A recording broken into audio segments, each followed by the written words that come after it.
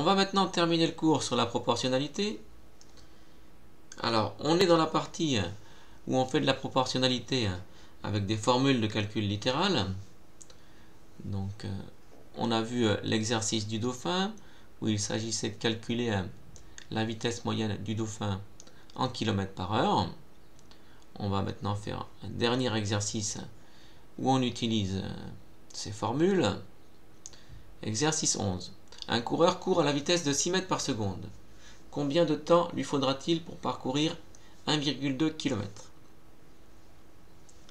Donc on se dit qu'on a un problème de proportionnalité ici, sous-entendu il y a le fait que la vitesse ne bouge pas ici et qu'on est en mouvement uniforme.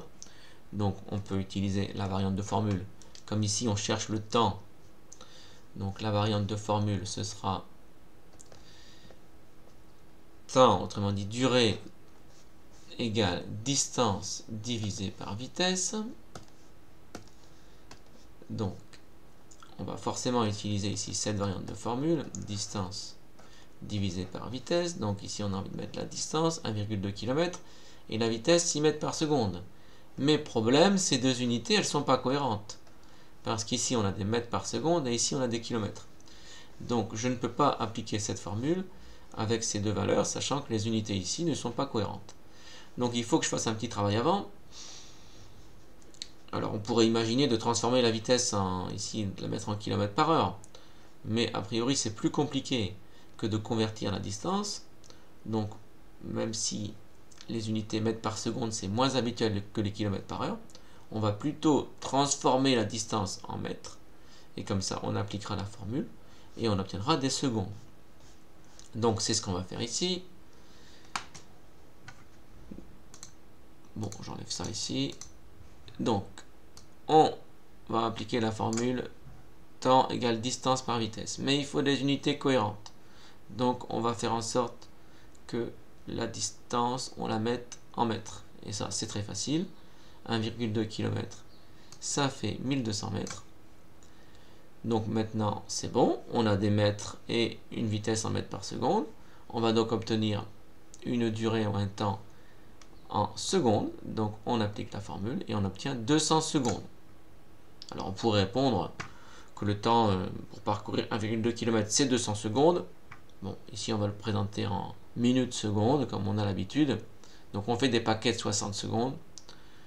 Donc on fait une division euclidienne ici évidente. Ça fait 180 secondes plus 20 secondes. Donc ici, division euclidienne. 200, je peux le mettre en paquet de 60. Je pourrais la poser s'il le fallait. Alors on va le faire ici. Donc 200, je fais des paquets de 60 parce que c'est des paquets de minutes. Et donc on voit qu'il y en a ici. Et bien il faut directement en prendre 3. 3 fois 60, 180. Et il reste 20. Donc traduction en ligne de la division euclidienne, ça donne ça. Autrement dit, 200 secondes égale 3 minutes 20 secondes. Et on va répondre à la question sous cette forme. Donc le coureur mettra 3 minutes 20 secondes pour parcourir 1,2 km. Alors vous voyez qu'ici on a préféré convertir la distance parce que c'était plus simple. Il aurait été également possible de convertir la vitesse en km par heure et c'est ce qu'on va faire dans la dernière partie. On va faire des conversions de vitesse d'une unité à l'autre. Donc par exemple, parce que c'est souvent le cas, les deux unités les plus habituelles c'est le km par heure et le mètre par seconde. Et bien comment on fait pour transformer cette vitesse ici en km par heure? Ça va être l'objet de la dernière partie, sous-partie du cours. Et ensuite on aura terminé le cours sur la proportionnalité. Donc faisons cette dernière partie ici. Donc petit 3, conversion de vitesse. Et on va le faire avec un exercice. Alors on va prendre un problème connu ici. Donc la vitesse du son. Vous savez quand il y a un avion supersonique, là, on entend parce qu'en fait il dépasse la vitesse du son. Quand on entend que ça craque, c'est parce qu'il a dépassé cette vitesse. Donc cette vitesse du son, Mach 1, on dit aussi, c'est 1224 km par heure. Et on voudrait exprimer cette vitesse en mètres par seconde, donc dans l'unité qui est ici. Donc quelle est la vitesse du son, qui est une grande vitesse ici, en mètres par seconde? Alors en fait, il n'y a pas de... Alors, plus exactement, il existe une façon plus rapide pour le faire. Mais ici, on va faire la méthode où on explique le raisonnement. Donc, on va le faire en raisonnant et en se disant, bon voilà, une vitesse de 1224 km/h, ça veut dire qu'en une heure, on parcourt cette distance en kilomètres. Et donc, sachant qu'en une heure, on parcourt 1224 km, moi, ce que je voudrais savoir, c'est en une seconde combien je parcours de mètres.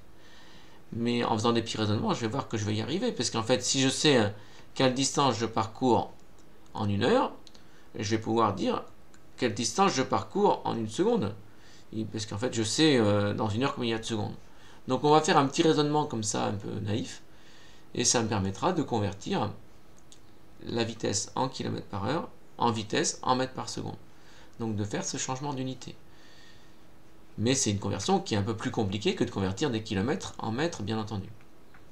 Alors, on y va. On commence par dire que si la vitesse, c'est 1224 km/h, ça veut dire qu'en une heure, donc l'avion, enfin le son, ici, c'est pas un avion, donc le son, il parcourt 1224 km. Donc, en une heure, le son parcourt 1224 km. Et comme, en fait, je la veux en mètres par seconde, eh bien, je peux dire que cette distance parcourue en une heure, c'est 1 224 000 mètres.